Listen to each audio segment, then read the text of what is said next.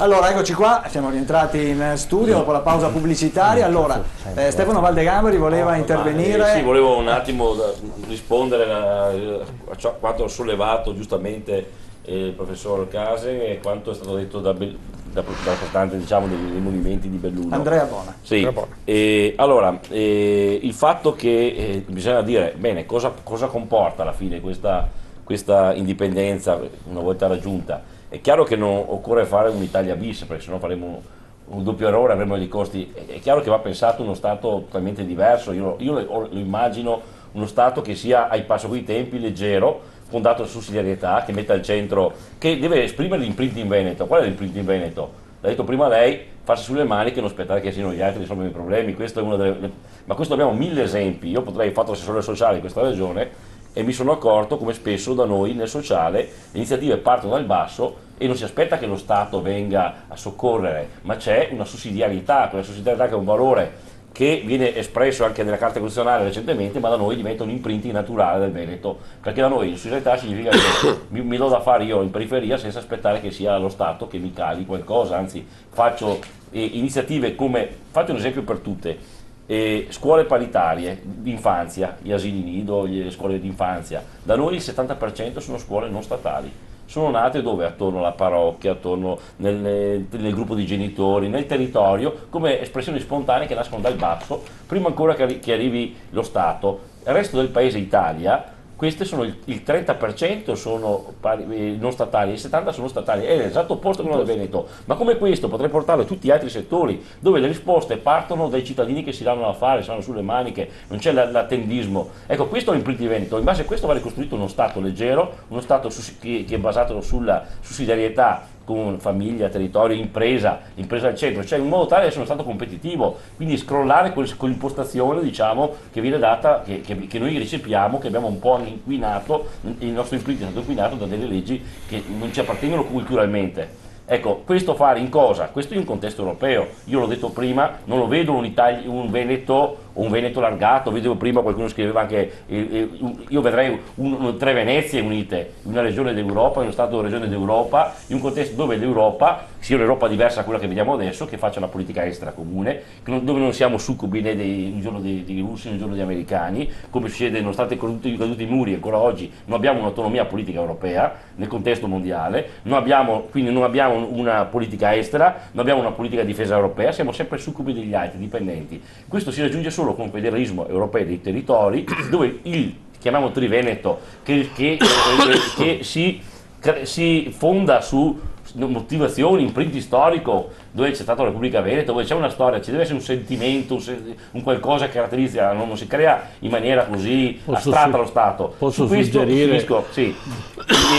In contesto europeo questa diventa la nuova Europa dei popoli, così la penso io, così la immagino. In questo contesto trova spazio anche i problemi di Belluno. Io vengo dalla montagna, un'altra montagna veronese, sono stato sindaco, amministratore in un paese montano, quindi conosco benissimo i problemi che sono uguali, le distanze dai servizi, le distanze dal lavoro, i costi maggiori. Ma questo qua, la soluzione viene di conseguenza al fatto di questa scelta di impostazione strutturale. Cioè poi, una volta ci sono le risorse e si cambia questa impostazione sulla sussidiarietà e sul rispetto dei territori, questa dovrebbe essere calata nel nuovo Stato e quindi vengono risposte troviamo quelle risposte che oggi lo Stato attuale non riesce a dare, che un domani questo Stato ha tutte le carte in regola per poter darle. Io concretizzerei tutto questo discorso in meno tasse.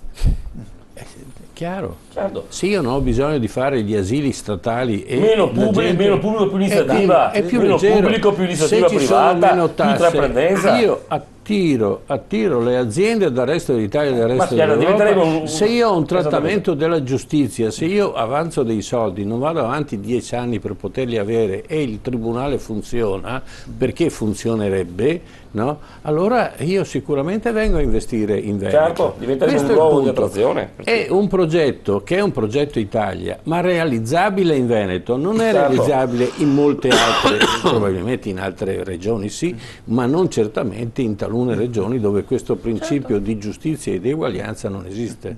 Posso fornire un dato, abbiamo un telespettatore in linea. Solo un dato che integra quello che ha detto il professor Case. Noi abbiamo fatto un convegno internazionale il 14 giugno a Castelbrando e abbiamo invitato degli accademici anche di fama internazionale, tra cui il professor Pascal Salin, economista ed esperto dell'Università di Parigi ed esperto del Fondo Monetario Internazionale. Ci ha illustrato varie teorie e tra le altre cose è uno che ha posto l'attenzione sulla dimensione strutturale del Veneto, che ha tutte le caratteristiche, un francese, pensi lei professore, che viene a dire: voi dovete andare avanti sul progetto indipendenza perché siete strutturalmente idonei a realizzare l'obiettivo. L'Unioncamere, ho finito, prospettandosi una situazione di indipendenza, cioè vuol dire togliersi il fardello italiano di dosso, il primo anno dell'indipendenza avremo un aumento del PIL del 12,2%, vuol dire passare da 150 miliardi di fatturato veneto a 168, il primo anno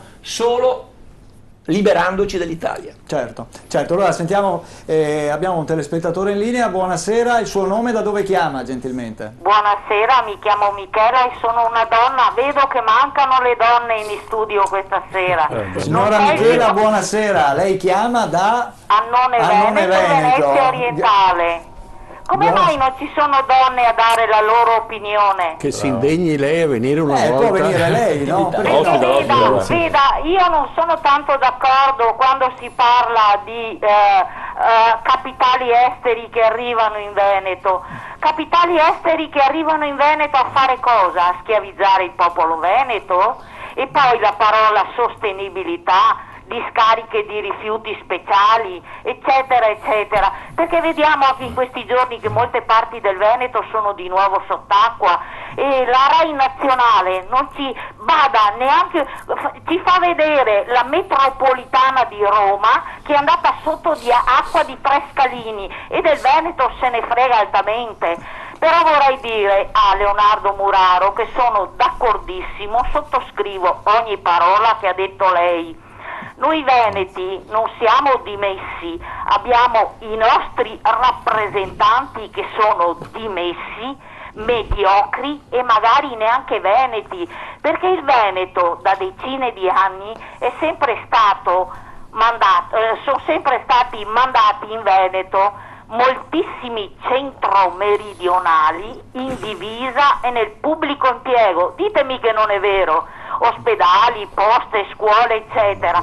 Adesso ci hanno invaso gli extracomunitari che non servono. Mi chiedo, ma abbiamo bisogno di capitali stranieri? Siamo già troppi noi veneti in Veneto, perché vedete, in questi giorni, con questa grossa alluvione, ad esempio, c'è la regione autonoma Friuli Venezia Giulia che ha scaricato dal tagliamento tonnellate di tronchi e di rifiuti che si riversano a Bibbione, San Michele, tagliamento, Bibbione, eccetera. Però la regione Friuli Venezia Giulia non mette mai un centesimo per ripulire. Anche se è una regione autonoma. E allora mi chiedo e mi domando, siccome sappiamo che la Serracchiani ha tolto ogni velleità federalista al Friuli Venezia Giulia, perché vogliono tenersi la loro autonomia fiscale abbondante, della Serracchiani non gliene frega niente della solidarietà nazionale. E mi chiedevo, signori, ma almeno vengano a pulire le loro squasse che ci mandano dal tagliamento e dalla livenza.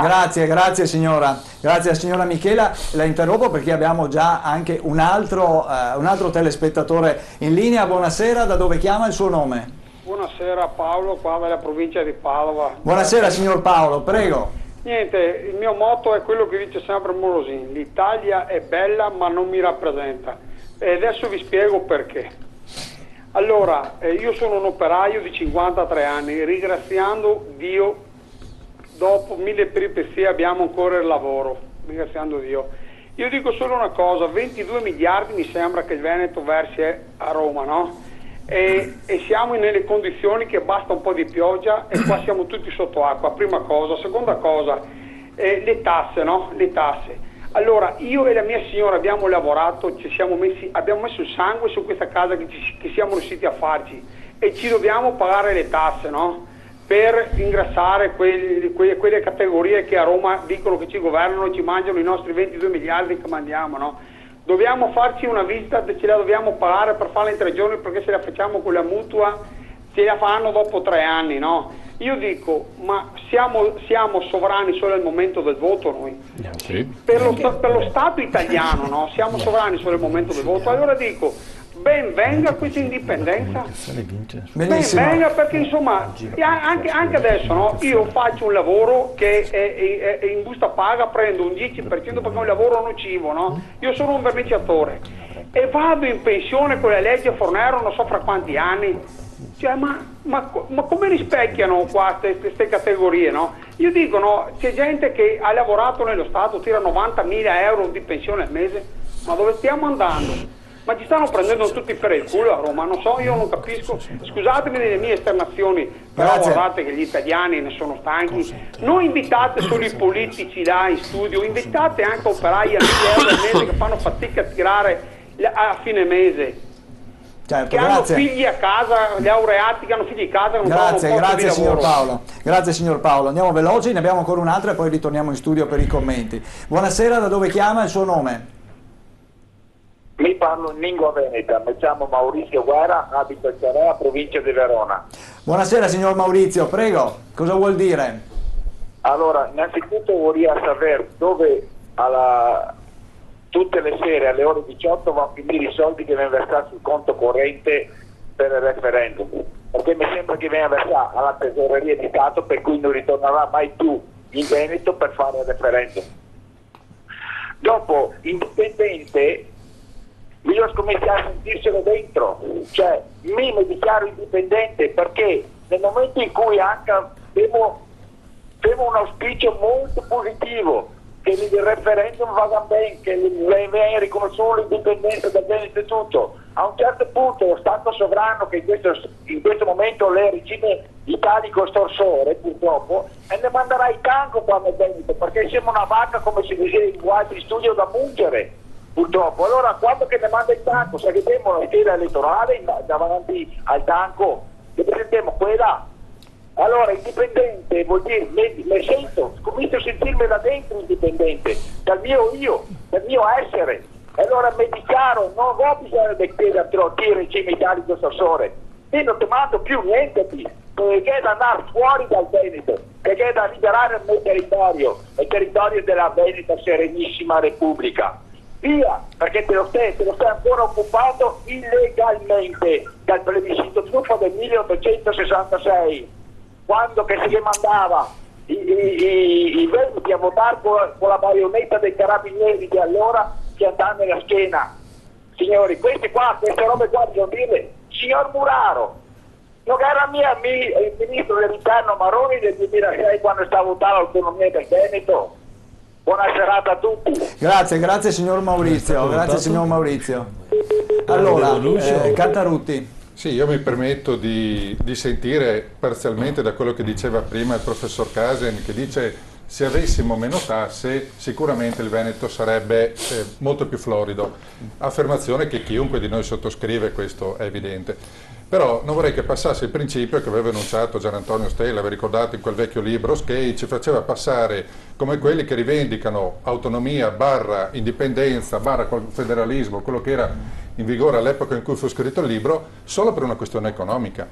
Quello che i nostri artigiani, i nostri commercianti, le nostre partite IVA, perché questa è la terra delle partite IVA, le piccole partite IVA soprattutto, chiedono in primis meno burocrazia. La meno burocrazia, uno Stato che faccia meno danni possibile, uno Stato che gestisca correttamente quelle poche cose in maniera efficiente, quei pochi servizi di cui veramente si deve occupare. La giustizia piuttosto che la sanità, come diceva lei giustamente, i tribunali non funzionano, ma non solo per una carenza di risorse, ma proprio per una congerie assurda di leggi, di norme, di stratificazioni che non fanno funzionare questo Stato. Uno Stato che faccia meno danni possibile, ma ce lo dice Fitch, una delle grandi agenzie di rating internazionali, discutibilissimi finché si vuole per altri motivi. Ma questa agenzia ci ha detto, voi come Veneto, nel dare il giudizio di affidabilità, siete tripla B, cioè in quarta categoria sostanzialmente. Perché fate parte del sistema Italia? Se voi foste uno Stato indipendente avreste la tripla A+, come la Svizzera, cioè al top. Perché? Perché questa è la capacità del sistema veneto di gestirsi. quando anche la Catalogna, che domenica va a questa consultazione, quando la Catalogna vuole votare per diventare una Catalogna indipendente dalla Spagna, e anche in Spagna c'è la regola, l'articolo 2 della Costituzione che dice il regno è uno, indivisibile, eccetera, nonostante questo votano, ma non lo chiedono. Comunque, votano con 7.000 carabinieri che gli hanno mandato questa già. Questa è una questione di mancata